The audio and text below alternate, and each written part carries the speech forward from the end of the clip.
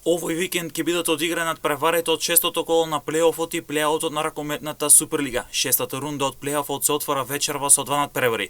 Шампионот Евроформ Пелистер ќе игра против Тиквеш, каде битолчине ќе бидат фаворити за триумф и немаат право на грешка, откако во претходното коло загуби од Вардар. Тиквеш во обител оди по изненадување.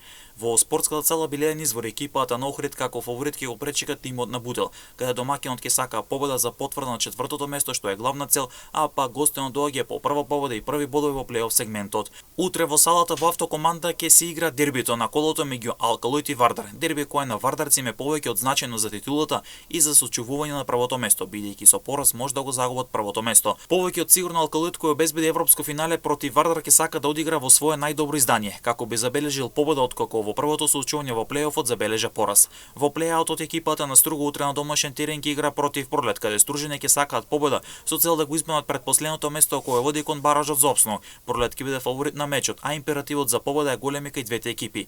Радовиш на домашен терен в недела ќе го пречека Куманово, каде тимот на Игор Котевски оди по победа со цел да прогресира на табелата и така да го избегне баражот за опстанок. Куманово на претходното соочување во плеаутот беше подобар од Радовиш на домашен терен, а сега Радовишне ќе сакаат да вратат за тој пораз.